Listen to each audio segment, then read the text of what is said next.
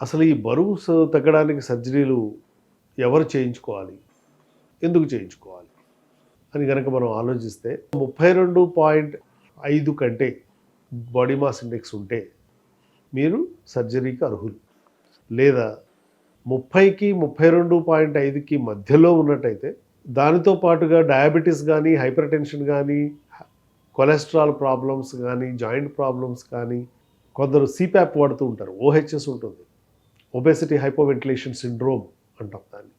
ఇలాంటి ఇబ్బందులు ఉన్నవాళ్ళు ఈ బేరియాట్రిక్ సర్జరీ సురక్షితంగా చేయించుకోవచ్చు. ఇది WHO ప్రిన్సిపల్. కొందరు 30 కంటే కూడా తక్కువ ఉంటారు. అంటే 27.5 నుంచి 30 లోపల క్రానిక్ డయాబెటిస్ కనుక వాళ్ళకు ఉంటే అప్పుడు క్వాలిటీ ఆఫ్ లైఫ్ని ఇంప్రూవ్ చేయడానికి, ఈ డయాబెటిస్కి సంబంధించినటువంటి రకరకాల సమస్యలని తగ్గించడానికి డెఫినెట్గా ఈ సర్జరీ చేయించుకోవచ్చు. బైపాస్ సర్జరీ అంటాం దాన్ని. గ్యాస్ట్రిక్ బైపాస్ సర్జరీ అంటాం. ఇది చేయించుకోవడం వల్ల మీ డయాబెటీస్ పోతుంది. లేదా అట్లీస్ట్ మీరు ఒక 4 రకాల మందులు ఉంటే ఒక రకమైన మందుకి రావచ్చు. లేదా ఇన్సులిన్ మీద ఉంటే ఇన్సులిన్ పోయి కేవలం ఒక ట్యాబ్లెట్తో లైఫ్ని మెయింటైన్ చేయొచ్చు. ఎవరికి చేయాలి ఈ కేటగిరీలో, ఎవరికి చేయకూడదు అనేదానికి కొన్ని టెస్టులు ఉంటాయి. ఆ టెస్టులు ముందే చేయించుకోవాలి. ఎవరికి ఇది ఉపయోగపడుతుంది, ఎవరికి ఉపయోగపడదు అనేది బేరియాట్రిక్ సర్జన్ ఖచ్చితంగా పూర్తి ఖచ్చితత్వంతో చెప్పడానికి అవకాశం ఉంది. ఇవాళ సైన్స్ దగ్గర అలాంటి ఆన్సర్స్ ఉన్నాయి. ఈ సర్జరీలు అయితే ఇన్సూరెన్స్ కూడా వస్తుంది. మెడికల్ ఇన్సూరెన్స్ కనుక మీకుంటే కనీసం 3 సంవత్సరాల పాటు మీరు ప్రీమియం కట్టుంటే 4వ సంవత్సరంలో ఏ మెడికల్ ఇన్సూరెన్స్ కంపెనీ అయినా సరే ఇచ్చి తీరాల్సిందే. అలాగే మీరు హెల్త్ పాలసీ తీసుకున్నప్పుడు చాలామంది ఉన్న బరువును తగ్గించి చెబుతూ ఉంటారు వాళ్ళకి. ఇట్ ఈస్ ఆల్వేస్ బెటర్ ఉన్నది ఉన్నట్టుగా చెప్పండి, so that me policy denials అనేవి తగ్గుతాయి. ఎందుకంటే మినిస్ట్రీ ఆఫ్ హెల్త్ రూల్ ప్రకారం మస్ట్గా ప్రతి హెల్త్ ఇన్సూరెన్స్ కంపెనీ ఈ సర్జరీలకి ఇచ్చి తీరాలి. ఎందుకంటే ఇవి కాస్మెటిక్ సర్జరీస్ కానే కాదు, ఇవి లైఫ్ సేవింగ్ సర్జరీస్. అయితే బరువు ఉన్న వాళ్ళందరూ బేరియాట్రిక్ సర్జరీ చేయించుకోవాల్సిందేనా అంటే అక్కర్లేదు. అయితే బరువు ఉన్న వాళ్ళందరూ సర్జరీ తప్పించుకోవచ్చా అంటే కుదరదు. సో ఎవరు చేయించుకోవాలి, ఎవరు చేయించుకోనక్కర్లేదు అనే దానికి కొన్ని రకాల పరీక్షలు ఉంటాయి.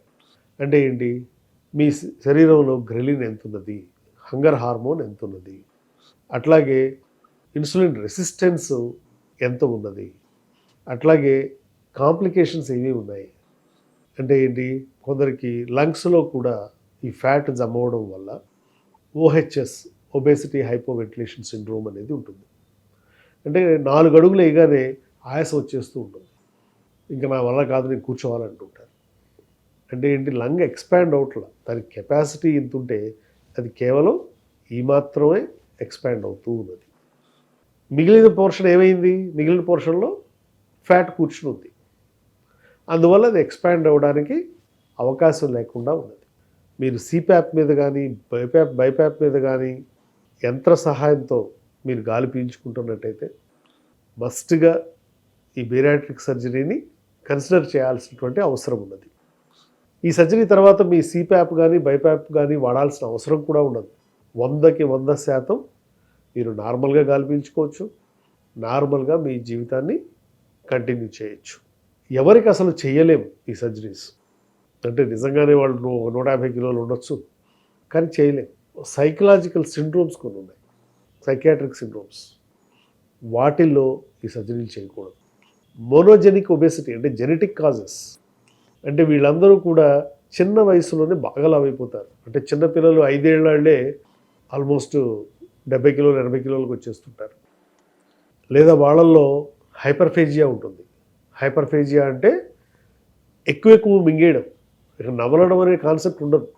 చిన్న వయసులోనే మింగేయడం మొదలుపెట్టేస్తారు. సో 2 నిమిషాల్లో భోజనం అయిపోతుంది. దాన్ని హైపర్ఫేజియా అని పిలుస్తారు. వీళ్ళల్లో బేసిక్ అండర్స్టాండింగ్ అనేది అర్థం చేసుకోలేకపోతున్నారు.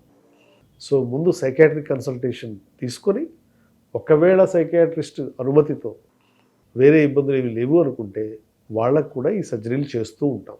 సో దీన్ని మోనోజెనిక్ ఒబేసిటీ అంటాం, జెనెటిక్ కాజెస్తో వచ్చేది.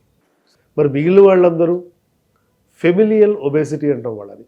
అంటే ఫ్యామిలీలో అమ్మా నాన్న పిల్లలు అందరూ లావు ఉంటారు.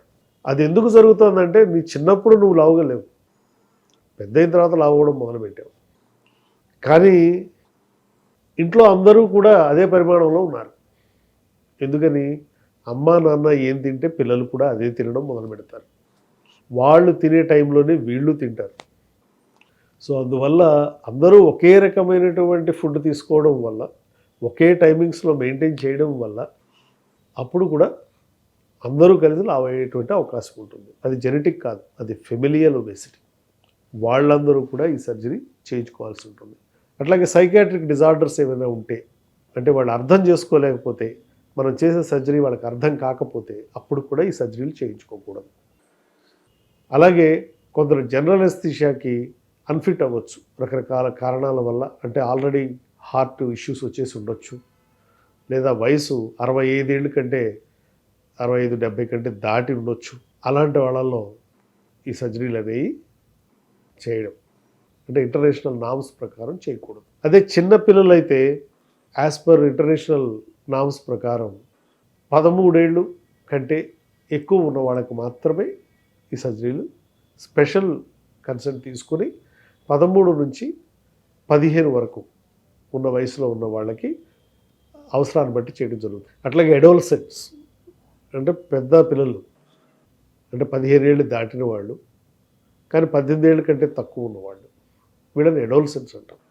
వీళ్ళందరికీ కూడా స్పెషల్ సిచ్యుయేషన్స్లో సర్జరీలు చేయడం జరుగుతుంది. ఈ స్థూలకాయానికి సంబంధించినటువంటి చికిత్సా పద్ధతుల గురించి మరిన్ని విషయాలు వచ్చే వీడియోల్లో తెలుసుకుందాం.